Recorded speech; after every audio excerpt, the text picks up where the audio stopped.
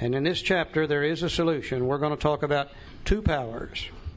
We're going to talk about the power of the fellowship, and we're going to talk about the power of the vital spiritual experience. And if we who are powerless could get both of these powers in our lives, then maybe we could overcome alcoholism also.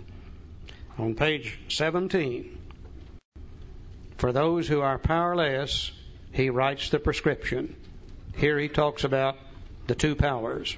Abby presented Bill with a solution, and now Bill's going to present us with a solution in the same way. He said there is a solution. As a friend of mine back home says, there's as many different types of solutions as there are people in AA. And I said, if you look at the chapter heading on page 17, it'll tell you how many solutions there are.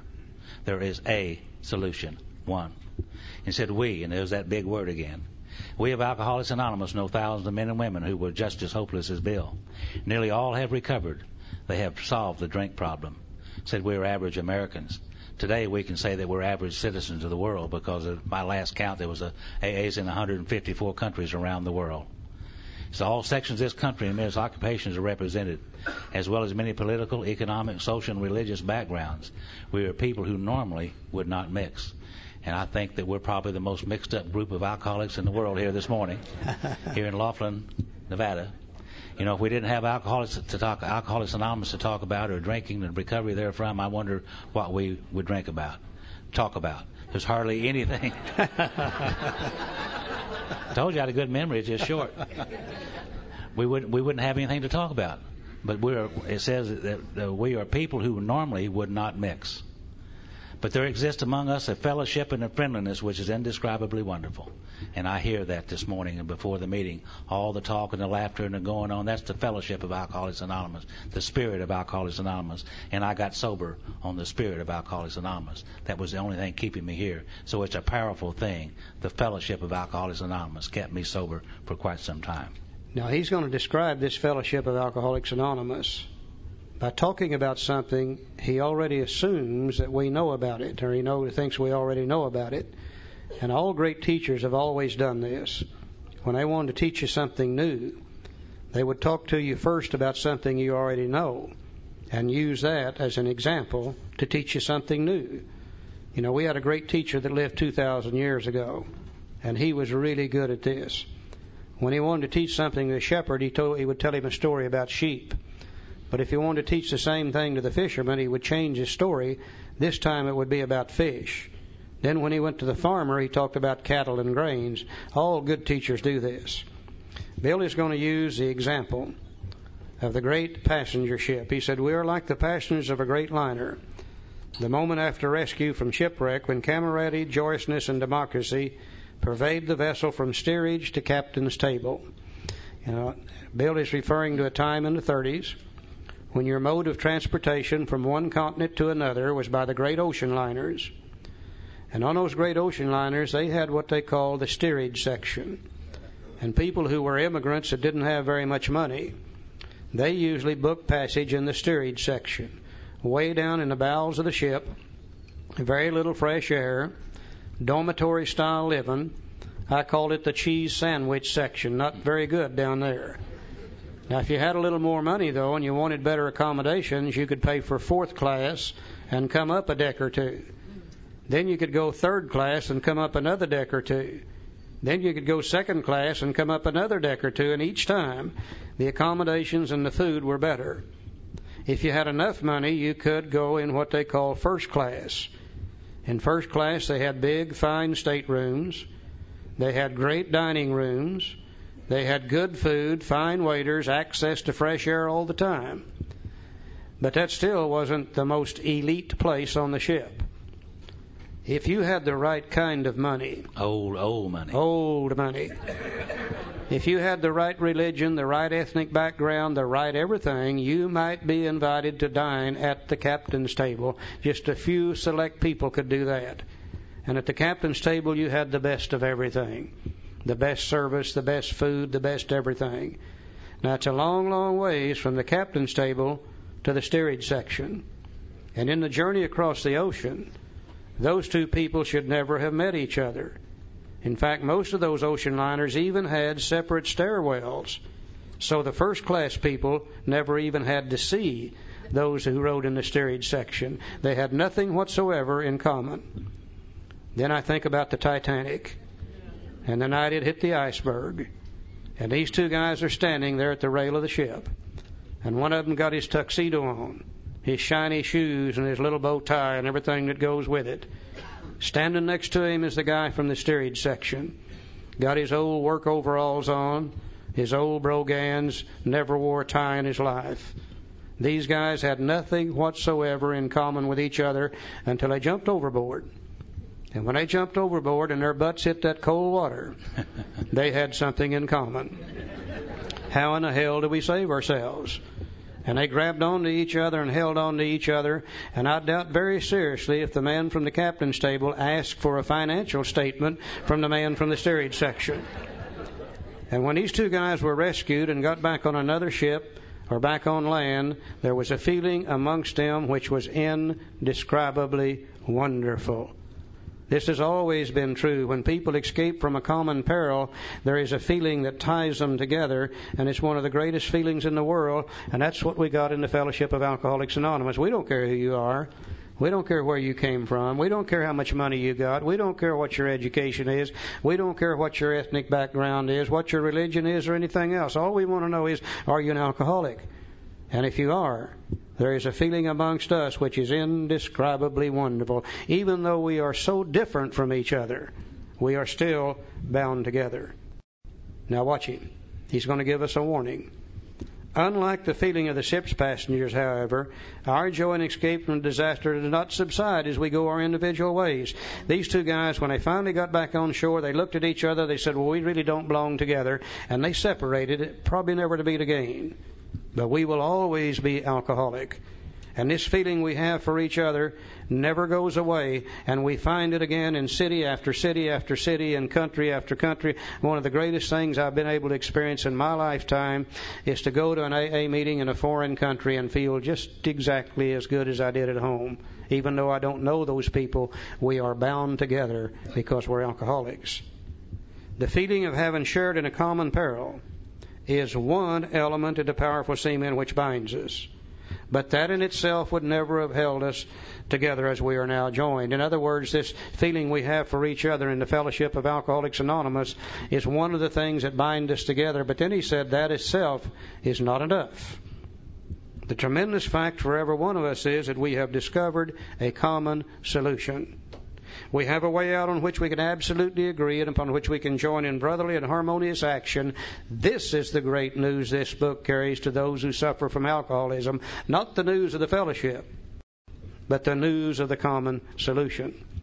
And later on we're going to see where the common solution is the spiritual experience brought about through the program of action. Now, if we could get the power of the fellowship which supports us and helps us, and if we could get the power of the spiritual experience which changes us and add the two together, then that will be enough power to overcome our powerlessness over alcohol, and we can recover from that condition. I think one of the greatest tragedies that I see in the world today, and there's lots of tragedies going on in the world today, one of the greatest that I see is we people who are in the Fellowship of Alcoholics Anonymous are spending literally hundreds and hundreds of thousands of dollars, hundreds and hundreds and thousands of men and women work hours, trying to attract other alcoholics to the Fellowship of Alcoholics Anonymous, when we've got thousands and thousands who are already members of Alcoholics Anonymous who are sitting around dying from untreated alcoholism because they're doing nothing about the common solution. And the reason they're doing nothing about the common solution is nobody's telling them about it. Nobody's talking about it. Nobody's saying, look, here's the program of action. Nobody's saying, let me take you by the hand and walk with you so you can have a spiritual experience. And they're fellowship only, and after a while they go back to drinking. And they said, well, AA don't work for us. No, they didn't work for AA. They didn't do the program. And again, it's not their fault. It's our fault. Because we're not insisting that new people work the program of Alcoholics Anonymous, and we're letting them die around us. Thousands of us are dying every day who are already members of the Fellowship of Alcoholics Anonymous. I think it's our responsibility to see that every newcomer knows about page 17 and knows there's two powers, the power of the fellowship and the power of the spiritual experience. And we're not going to recover without both of them. Now, we might stay sober for a while, but we're not going to recover from alcoholism without both of them. No more preaching today. Guarantee you that. Preached a little last night, preached just a little bit this morning. We'll try not to preach anymore. A good textbook never tells you anything but what it doesn't back it up and prove it. The first half of this chapter is designed to show you and I why fellowship alone is not sufficient.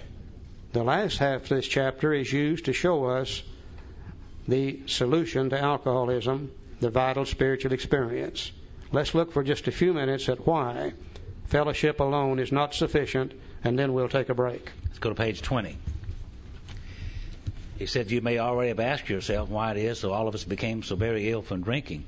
Doubtless you are curious to discover how and why, in the face of expert opinion to the contrary, we have recovered from a hopeless condition of mind and body. Now, if you're an alcoholic who wants to get over it, you may already be asking, well, what do I have to do? It's the purpose of this book to answer such questions specifically. Remember last night we talked about specifically with clear-cut directions. Well, here's one of those words. We shall tell you what we've done. Before going into detailed discussion, it may be well to summarize some points as we see them. Now, how many times people have said to us, I can take it or leave it alone. Why can't he? Why don't you drink like a gentleman and quit? That fellow can't handle his liquor. Why don't you try beer and wine and lay off the hard stuff? His willpower must be weak. He could stop if he wanted to. She's such a sweet girl. I should think he'd stop for her sake. The doctor told him that if he ever drank again, it would kill him. But there he is, all lit up again. Now, these are commonplace observational drinkers which we hear all the time. Back of them is a world of ignorance and misunderstanding. We see that these expressions refer to people whose reactions are very different from ours. Now, we're going to look at two kinds of drinkers that these expressions that Joe just read would refer to them. So moderate drinkers have little trouble in giving up liquor entirely if they have good reason for it. They can take it or leave it alone. Remember we talked about them last night. They have a couple of drinks. They get a slightly tipsy, out of control, beginnings of a nauseous feeling. Alcohol is no big deal for them. If they have any problems with it, they simply leave it alone. Those expressions that Joe read would certainly refer to the moderate drinker. Then we have a certain type of hard drinker. He may have the habit badly enough to gradually impair him physically and mentally, and it may even cause him to die a few years before his time. Now, if a sufficiently strong reason, ill health, falling in love, change of environment, or the warnings of a doctor becomes operative, if they do, this man can stop all or moderate, although he may find it difficult and troublesome and may even need a little medical attention. Now, we call this guy the heavy or the hard drinker. They drink like we alcoholics drink, but they are not alcoholic. If a good enough reason presents itself to them, they'll do one or two things. They may learn to moderate their drinking. They do not have the physical allergy. They may quit drinking entirely and stay quit. They do not have the obsession of the mind. They drink like us, but they're not alcoholic. And you and I see them all the time. They're the guy that said, when I was in the service, I was an alcoholic also. But when I got out of the service, I got married, went to church, quit drinking. Don't see why in the hell you can't. No, they're not alcoholic. The expressions that Joe read in the beginning would refer to the heavy drinker. But what about the real alcoholic? Now, he may start off as a moderate drinker, which many of us did. He may or may not become a continuous hard drinker. Some of us stayed periodic. But at some stage of his drinking career, begins to lose all control of his liquor consumption once he starts to drink. Now then, we're going to describe the real alcoholic. And when you see a description in there that fits you, would you please raise your hand? We'd like to see if we're in a room full of real alcoholics. He said, but at some stage of his drinking career, he begins to lose all control of his liquor consumption once he starts to drink. Mm-hmm. Charlie talked last night about crossing over that line. He talked last night about crossing over that line, but I don't know what line he was talking about, but I know one thing, I was drunk when I went over it. Okay, now here's the fellow who's been puzzling you, especially in his lack of control. He does absurd, incredible, tragic things while drinking. He's a real Dr. Jekyll and Mr. Hyde. He's seldom mildly intoxicated. He's always more or less insanely drunk. Anybody like that in here? Yeah, betcha. His disposition while drinking resembles his normal nature, but little. I always get good looking and out of debt as soon as I start drinking. It's like that. He may be one of the finest fellows in the world, you let him drink for a day, and he frequently becomes disgustingly and even dangerously antisocial. We got any of those people in here?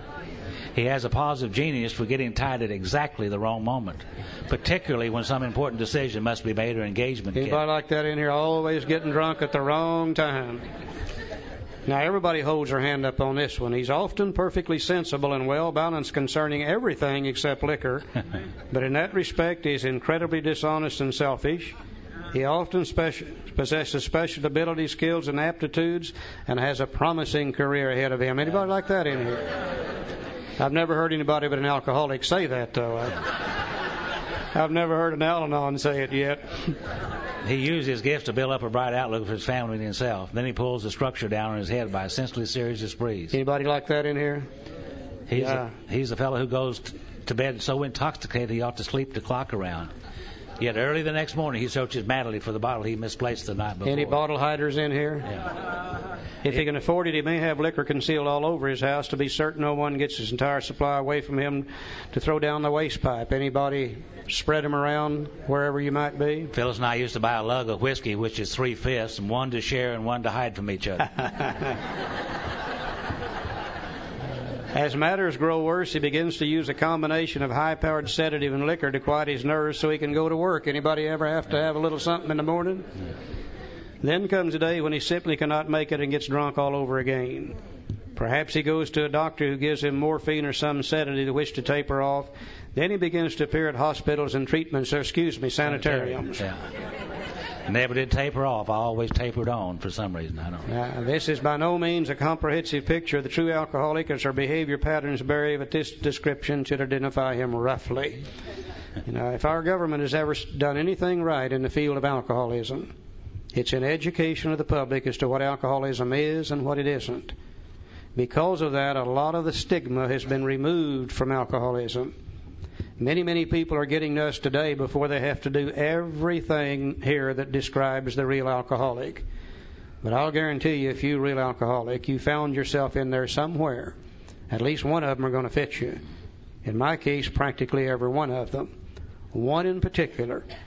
7 years after I got sober, I sold a 40-acre, 45,000 broiler chicken operation. For years after that, every once in a while I would run into the guy that bought it, and sometimes he would wave and smile and say, "Hey, Charlie, we have found another one." And he's referring to partially empty vodka bottles. Yeah. Behind corner posts, under rocks, hollow trees, falling out of feed bins. Hell, he found them for years in there. Now, here's the question. Why does he behave like this? If hundreds of experiences shown him at one drink means another debacle with all its attendant suffering and humiliation, why is it that he takes that one drink? Why can't he stay on the water wagon? The moderate drinker can. The heavy drinker can. Why can't the alcoholic? What has become of the common sense and willpower that he still sometimes displays with respect to other matters? Perhaps there never will be a full answer to these questions. Opinions vary considerably as to why the alcoholic reacts differently from normal people. We're not sure why, once a certain point is reached, little can be done for him. We cannot answer the riddle. We know that while the alcoholic keeps away from drink, as he may do for months or years, he reacts much like other men. We are equally positive that once he takes any alcohol, whatever, into his system, something happens both in a bodily and mental sense which makes it virtually impossible for him to stop. The experience of any alcoholic will abundantly confirm this. Now, these observations would be academic and pointless if our friend never took the first drink, thereby setting the terrible cycle in motion. Therefore, the main problem of the alcoholic centers in his mind rather than in his body. Would you read that again, please? Therefore, the main problem of the alcoholic centers in his mind rather than in his body. Now, we must remember that always, just before we take the first drink, we are stone cold sober. Or stark raving sober. Or stark raving sober, one of the two. And the real problem centers in our mind telling us we can drink while sober, rather than in the body that ensures that we can't drink. Chances are you'll never go put your hand on a hot stove again to see if it'll burn you the second time. I remember as a kid growing up back in the Depression years, and there's There's a few of you in here old enough to remember that too. And back in the 1930s, we didn't have very much. We didn't have hot and cold running water. We didn't have forced air heat. Joe said his family was not so poor they had to live in a tent, but he said, by God, if we'd had the money, we'd have lived in a tent. That's about how bad it was. But I remember in those days, even though you didn't have anything, you were very poor people. Cleanliness was still next to godliness. And every Saturday night, everybody in the family had to take a bath. Now, whether you needed a bath or not's beside the point. You still had to take one. And one night in the middle of the winter, Mother had heated the bath water on the old heating stove in the living room, put it in a number 3 zinc wash tub sitting behind that stove. Now, every kid in the family takes a bath in the same water. I'm the baby of the family. By the time it got to me, the crud would be about an inch thick on it. Mother said, get in there and get yourself clean. I thought to myself, how in the hell did I get clean there? But I didn't dare say that to her. You didn't talk to your parents that way in the 1930s. I scraped the crud back. I got in the tub, began to wash myself. Heating stove standing here red hot. Somehow I managed to lean over and stick my rear against that hot stove. Burned a blister on my rear end about as big as my hand. Hurt me worse than anything had ever hurt me before. And do you know I've never had an obsession of mine to stick my ass on a hot stove since then.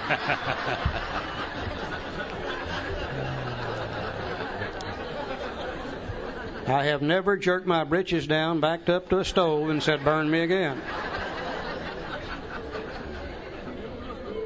Now, alcohol has burned me over and over and over and over and over, just as bad as that stove ever burned me, and for some strange reason my mind cannot remember that.